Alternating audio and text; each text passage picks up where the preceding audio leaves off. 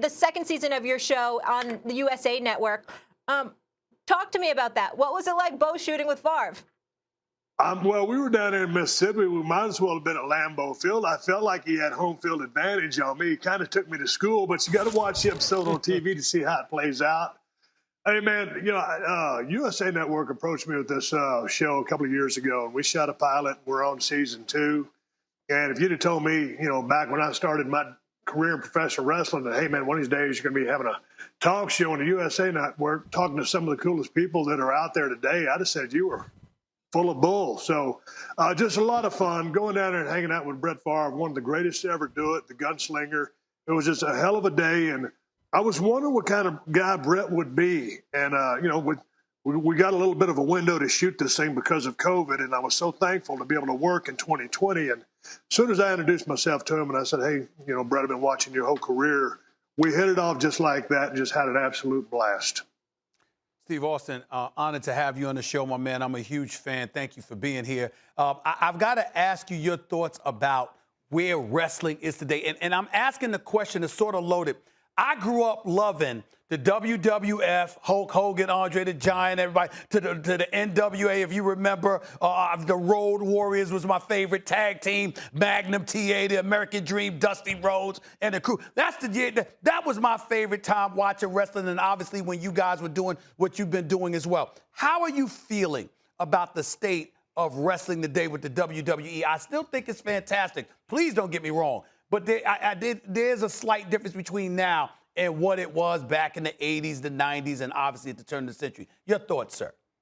I always love your opinion on things, and you're spot on. Today is a different era. So it's a more athletic product, and the guys and gals are better athletes than we were. But going back to the names you just mentioned were the exact same names that I grew up on. Big NWA fan, Mid-South Power Pro from Bill Watts. Where I broke in World Class Championship Wrestling, and then into the Attitude Era at my peak. I just think the business was a lot more protected back then, and you didn't have to be, man, I tell you, we really pushed the envelope as far as creatively, as far as the Attitude Era goes, but it was just a grittier product, and that's kind of what I thrive on. Yeah. But all respect to the men and women of WWE and everywhere right now for working through this pandemic and working without crowds, because when you watch the football games being played and no crowd or 25% capacity, right, those crowds affect your performance, and especially in the ring, in professional wrestling, because that's how you get your feedback as far as your decision making process. So I miss the crowds, and it is a different product, Stephen. You're spot on, and all the guys you mentioned were my heroes. Yeah. When will there ever be a tag team event as good as King Kong Bundy and Big John Studd against Andre the Giant and Hulk Hogan? Those were the days. Steve, I saw you shooting those bow and arrows at Bigfoot. Didn't you want to hit him with a stunner? Why are you cheating at that distance with a bow and arrow? I wanted to see a stunner.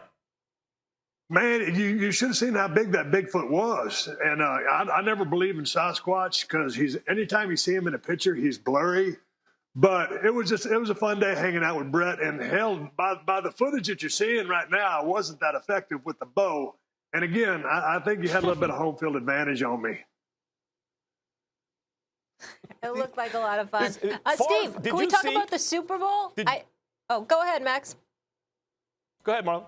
No. I just quickly, Brett Favre had that thing about him. You saw it on the field. The team loved to play with him. He made people believe they could win. And since his career has ended, you hear him on TV and the radio, and his charisma is obvious. Hanging out with him, what do you feel hanging out with him?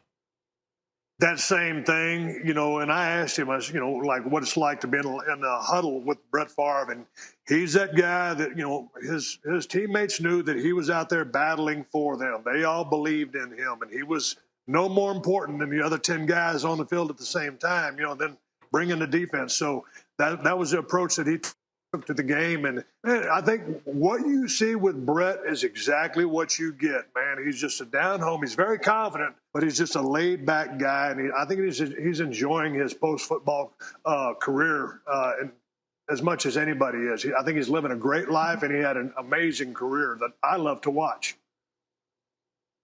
Yeah, For sure. We had him on the show recently, and it was just a quick interaction, but he just seems like such a likable guy. It was a lot of fun. All right, let's talk Super Bowl. You played college football. You know your football. Who are you going with? The young gun, Patrick Mahomes, or the GOAT, Tom Brady? Where are you, Steve? Well, it's going to be, a whole team effort. And, if you're going to beat Tom Brady, you've got to put pressure on him. You've got to get your hands on him. You've got to put him down. You've got to make him nervous. Patrick Mahomes, I mean, what a career this guy's had since he's came into the league. And I just love what that guy's doing. I don't know if he can be stopped.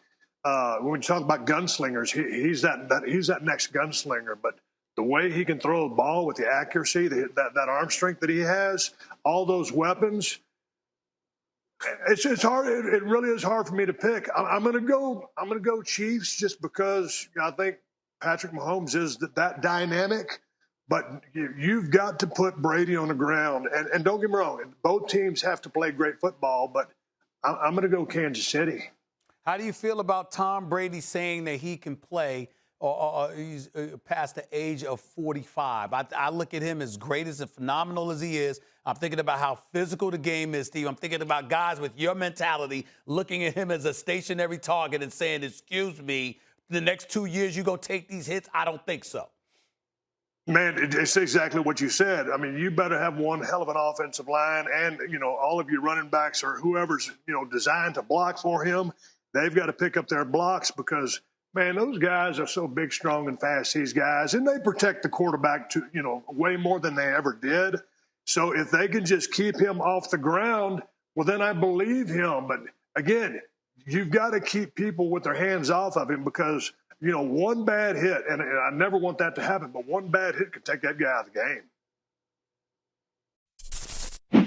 Thanks for watching ESPN on YouTube. For live streaming sports and premium content, subscribe to ESPN+.